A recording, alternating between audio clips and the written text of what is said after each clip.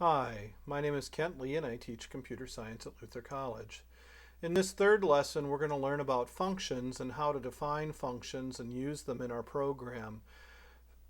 Functions allow us to organize our code, and they also allow us to reuse code. So they're good things for us as programmers. We want to be able to do both, organize and reuse code.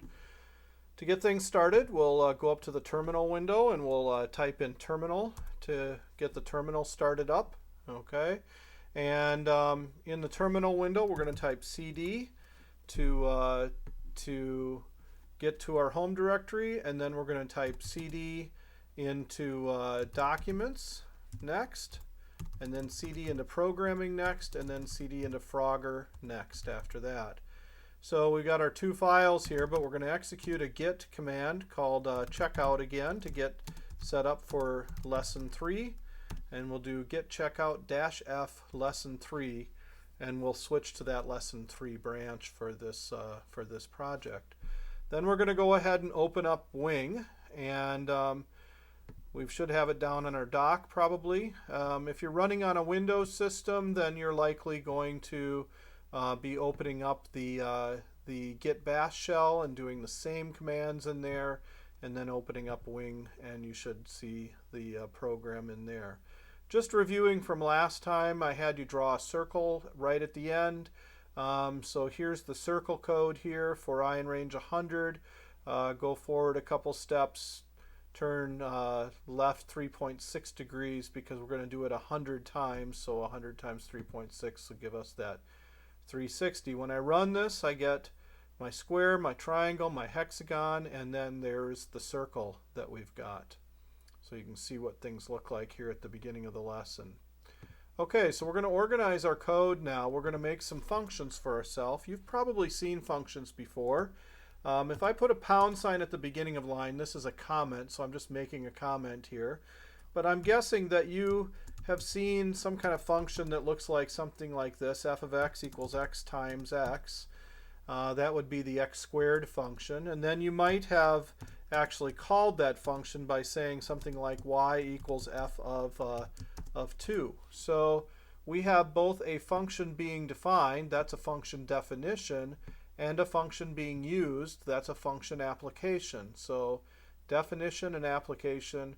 We often call this a function call in programming when we're making a function, when we're calling a function. We say that we're doing a function call. So we're going to define some functions, and then we're going to use them as well. We have to do the same 2 steps as in mathematics when we're a Python programmer. So I have some code here that draws a square, this for I in range 4, forward 100 and left by 90. And I might be able to want to be able to recognize right away, for example, that this does draw a square. So I'm going to define a function, and to do that in Python I have to say def, and then I'd say what I'm going to do, in this case draw a square.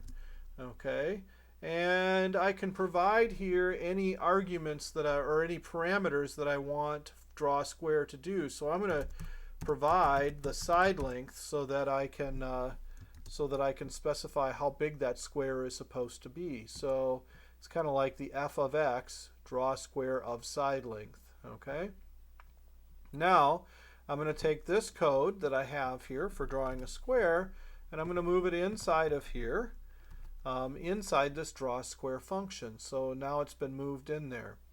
And back where so that's the end of my definition of my function, except for one thing here. I've got side length. I'd like to use it now, and I'm going to put in side length here instead of 100. So now I'll be able to draw squares of different side lengths. I'll be able to reuse this code a little bit, and it says what it does. It says that it draws a square. So down here, to use it, I just write this. I write draw square. This is kind of like the y equals f of 2 now. So I'll take that down here, move it down to where I'm using it.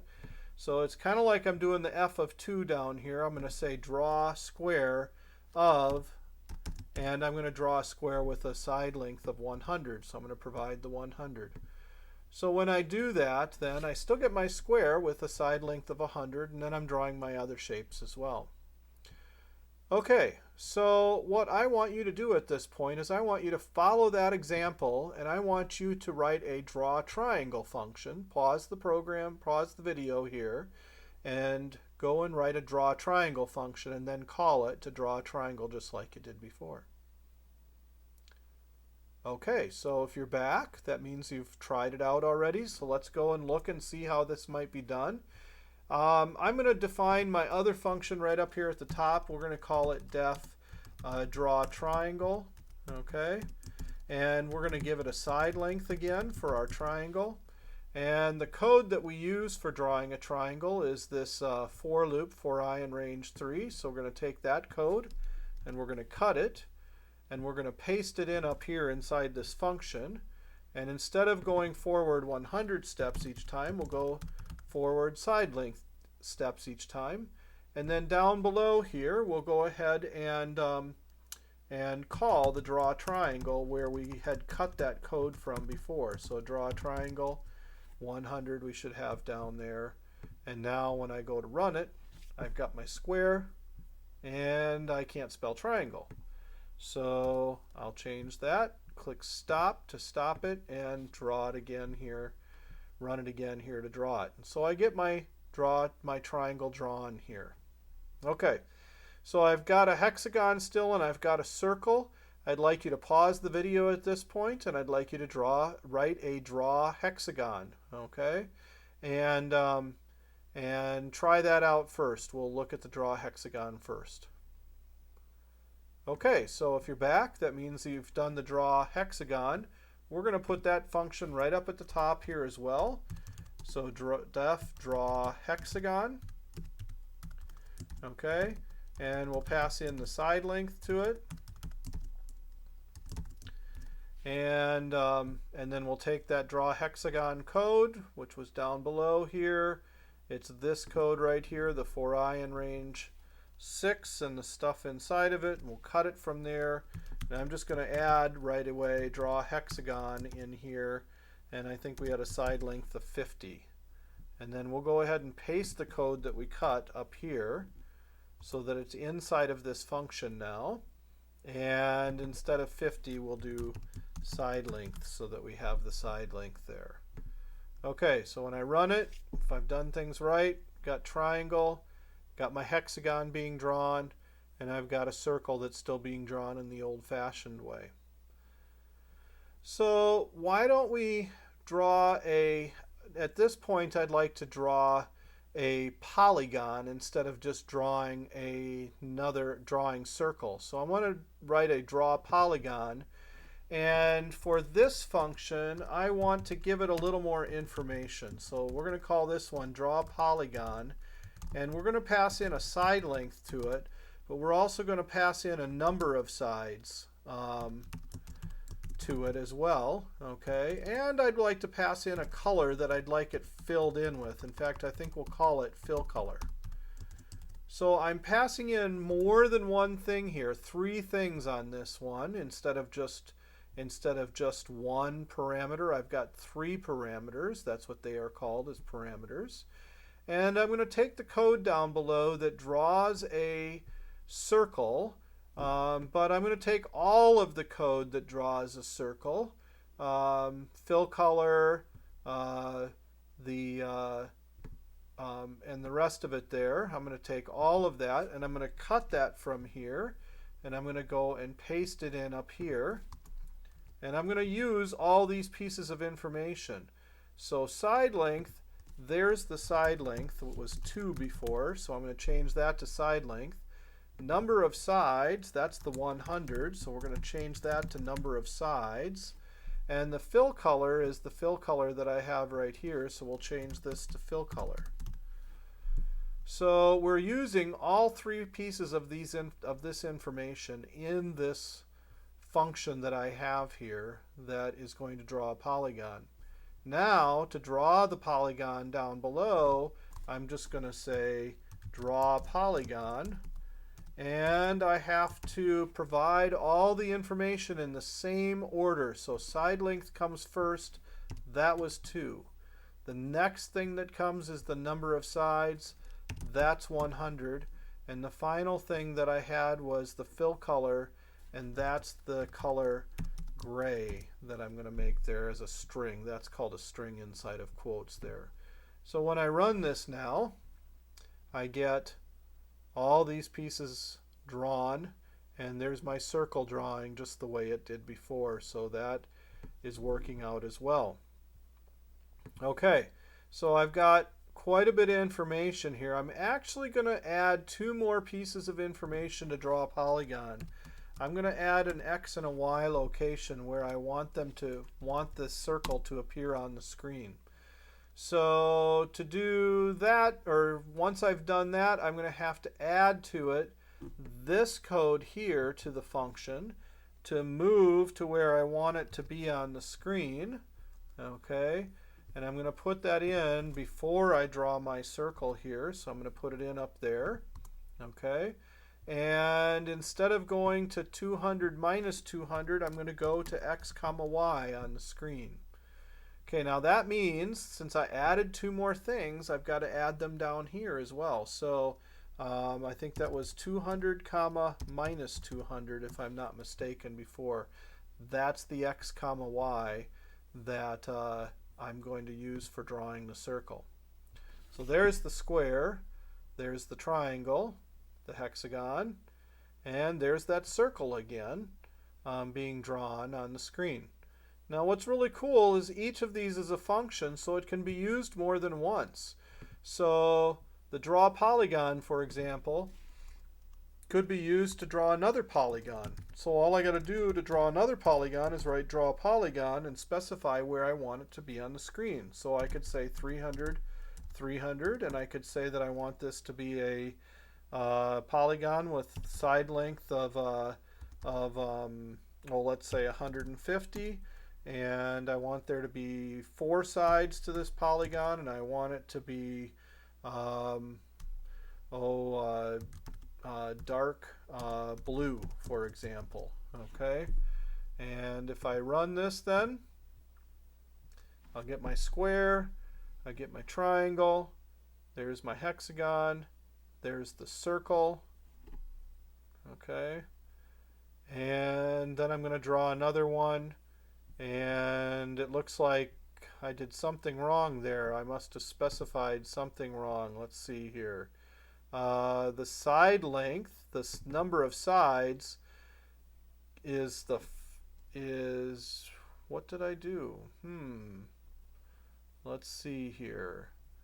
So I forgot that the number of sides also requires the angle. So I only turned left by 3.6, and we know that that was different depending on the number of sides.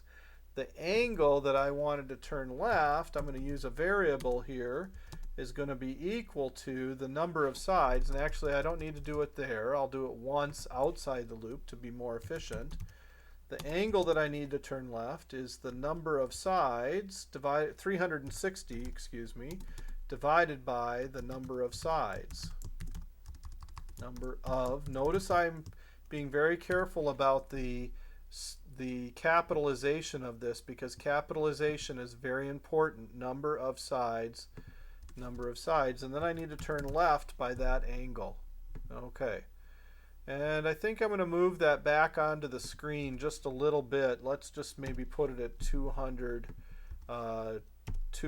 here so we can see that shape just a little better. So there's the triangle, there's the hexagon, there's the circle being drawn, and I'm guessing we're going to put this next square somewhere right around that. And there's the big square that we just drew. Okay, so I've defined some functions here, 4 functions. I'm going to define one more function in my program, and that's going to be a main function. It's most of the time when I write code, I'm going to define a main function for myself. So main is going to have all of the code that's not in any of the other functions inside of it. So I'm going to take all of that code and move it inside of it. Okay? And I'm going to call main here at the end. So there's a good reason for this. We're going to see it in just a moment here. So now I have a program that starts out by importing turtle, and then it defines square and draw square, and defines draw triangle and draw hexagon and draw polygon, and then it defines main, which has all my other code in it, and then it calls main at the end. But we're going to have a little bit of a problem here in just a moment. Okay, so here's the problem. It tells me that turtle is not defined.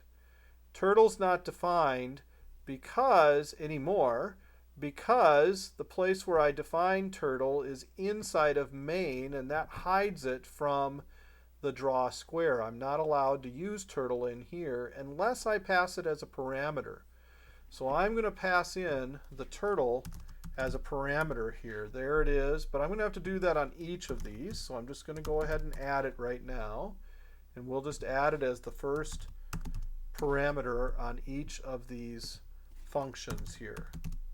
Now that means once I add it as a parameter on each of these functions, that means that I will have to go and change the code down below that calls all of these to pass in the turtle to each of these functions. So there's the first one, here's the next one, okay, here's the draw hexagon. We've got to pass in the turtle to it so that it's got the access to the turtle, and here's the draw polygon, and we'll pass in the turtle to it each time. And I'll click stop and then run again, and there we go. I'm starting to draw my shapes just the way I did before. I've got my circle drawn.